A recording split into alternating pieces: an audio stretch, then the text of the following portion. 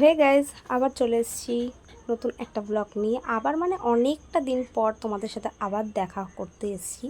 তো বলতে গেলে হারিয়েই গেছিলাম, তো হারিয়ে গেলে কি আর হবে, তোমাদের টানে তো ফিরে আসতেই হবে আমাকে নাকি।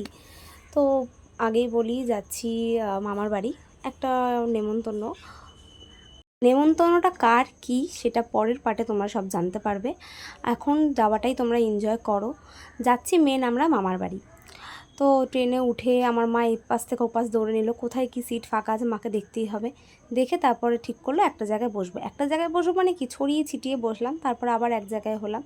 হয়ে উঠে কিছুক্ষণ পর উঠলো মশলা ছোলা। যেহেতু আমার মাসির শরীরটা খারাপ, এই যে মায়ের পাশে যে বসে আছে সেটা আমার ছোটো মাসি, শরীরটা খারাপ ছিল, জ্বর ছিল ভীষণ। তো মা বললো তাহলে মশলা ছোলা খা, মুখটা ছাড়বে, ভালো লাগবে।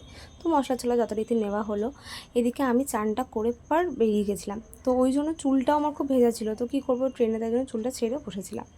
তো তারপরে মশলা ছোলা দিল, মশলা ছোলাটা খেলাম। তো ভালো ছিল, খুব একটা খারাপ না, খুব একটা ভালো না, মানে চলে যাবে। আমি বোনকে বলছিলাম যে খাবি, তাহলে বল, আমার থেকে দিচ্ছি। আর ও না ট্রেনের খাবার খুব একটা খেতে পছন্দ করে না, ও খেতে চায় না আর কি। তারপরে খাওয়া দাওয়া শেষ করে সবাই মিলে গল্প করতে করতে কিছুক্ষণ এলাম। এসে তারপর না ট্রেনটা এতটা ভিড় হয়ে গেছিলো, তখন আর খোলা চুলে থাকা যাচ্ছিলো না, প্রচণ্ড গরম লাগছিল। তো তখন কী করলাম, চুলটা বেঁধে নিলাম। এবার তোমরা সবাই কমেন্টে জানাবে যে আমাকে খোলা চুলে বেশি ভালো লাগছিলো না বাঁধা চুলে ভালো লাগছিলো, কমেন্টে কিন্তু জানাবে। আর আমার পার্সোনালি খোলা চুল অতটা ভালো লাগে না, কারণ খোলা চুলে না প্রচুর গরম লাগে, আর আমার চুল যেহেতু বড় বড়, ভীষণ গরম লাগে, আর খুব কষ্টও হয়। তো আমাকে বেশিরভাগ সময় তোমরা দেখবে বাঁধা চুলে। তো তারপরে কিছুক্ষণ পর উঠলো দই।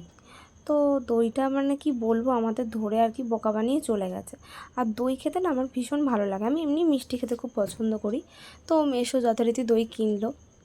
এবার দইটা মানে মানে একদমই বাজে খেতে ছিল, কেউই আমরা খেতে পাচ্ছিলাম না। তো তোমরা দেখতেই পাচ্ছ মুখের এক্সপ্রেশনে। তো ভাইকে বলছি, ভাই কেমন খেতে, ভাই বলছি ইস একদম বাজে খেতে, মাসিও বলছে একদম বাজে খেতে। তো যাই হোক, দইটা খেতে খেতে আমরা আমাদের স্টেশনে চলে এসেছি, দেখতেই পাচ্ছ আমাদের স্টেশনে চলে এসেছি হাসনাবাদে।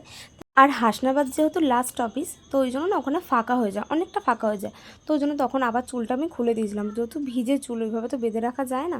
তারপরে আমাদের ট্রেন থেকে নেমে টোটো করতে হয়। আর ওই জায়গার রাস্তাটা মানে 5 মিনিটের রাস্তাটা খুব আর কি ঝাঁকুনি, দেখতেই পেলে নড়তে চড়তে মানে নাচ করতে করতে এলাম।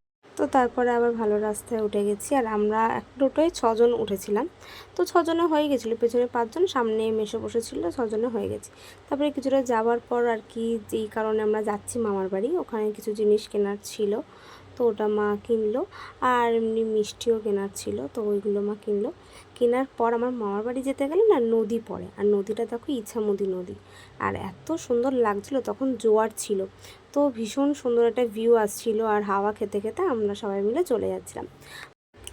তারপর আর নদীটা পার করলি, মানে নদীটা পার করলে কিছুটা গেলেই, 2 মিনিট গেলেই আমার মামার বাড়ির আর কি চলে আসে। আর রাস্তার ওপর নামিয়ে দেয়, ওখান থেকে একটুখানি 2 মিনিট হাঁটা। তো ওখানে নেমে যথারীতি দেখতেই পাচ্ছ আমার মাসিরা সবাই মিলে আমাদের নিয়ে যাচ্ছে। তো ভিডিওটা এই অবধি, দেখা হবে নেক্সট পার্টে, টাটা বাই।